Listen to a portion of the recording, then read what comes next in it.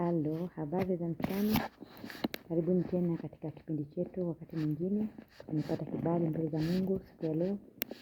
Leo kwa haraka ninaenda kuongea juu ya mwanamke anayelia ndani ya kanisa. Ni kweli, wako wamama wengi, wako wadada wengi na binti ndani ya makanisa wanalia usiku na mchana. Kilio ambacho hakisikiki, kilio na kiita cha Hana. Hana alienda hekaluni, alikuwa hana mtoto. Alilia kwa uchungu lakini bila kutoa sauti mpaka mtu mmoja akamuona kuhani. Akamwambia, kwa nini unaongea, umelewa asubuhi? Lakini haikuwa hivyo. Kilikuwa ni kilio kizito chenye uchungu mwingi. Na leo tutaenda kuongea juu ya machozi ya namna hiyo ndani ya kanisa.